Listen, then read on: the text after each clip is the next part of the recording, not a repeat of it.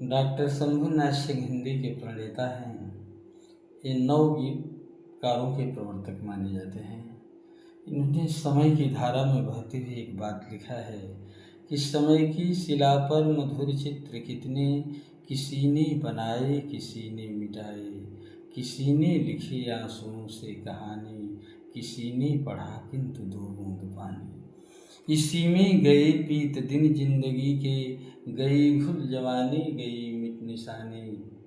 तो देखिए, समय रूपी पत्थर पर कोई इंसान अपने जीवन की लकीर को पत्थर की लकीर बना करके कहानी लिखता है। जो उसकी कीमत नहीं समझते हैं उसे पानी की लकीर समझते हैं। किसी ने आंसुओं से भरी जिंदगी की कथा लिखता है। इसी में मानव जीवन की सारी जिंदगानी जवानी मिट जाती है।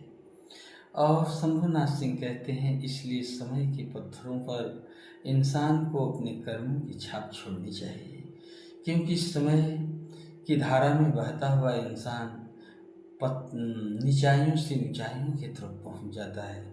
कर्म ऐसी अर्जित परिस्थिति होती है जो इंसान को लक्ष्य के मार्ग से इतना ऊंचा उठाती है कि इंसान अपनी कामयाबियों के हासिल पर अर्जित परिस्थितियों को पाकर के पहुंच जाता है।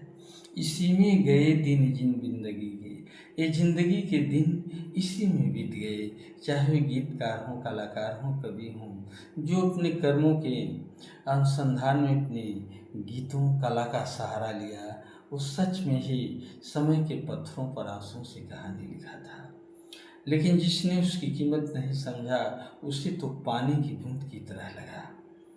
तो समय साध के ये मधुर मेघ कितने दिखे, समय के मधुर मेघ धरा ने उठाए गगन ने गिराए। इस प्रकार से ये पृथ्वी धरा समय रूपी बादलों को उठाती है और गिराती रहती है। इसी में गए दिन जिंदगी की, गई घुल जवानी गई मिट निशानी। ये निशानियाँ, ये जिंदगी सारी कामयाबियों की हासिलों पर कर्म करते हुए एक दिन मिट जाती है।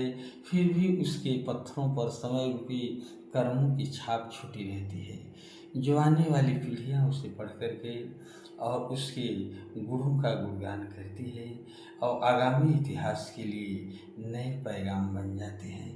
शंभुनाथ ने गीतों में आज के समाज के लिए नया निर्देश, नए पैगाम दिए हैं, क्योंकि नवगीत नए मन के नएपन की खोजों की तलाश होती है। नवगीतों में कवियों ने उन बातों को लिखा है जो दर्द और समाज की बेकसी और लाचारियों और उनके कर्मों को किस प्रकार से आगे बढ़ाया जाए, इस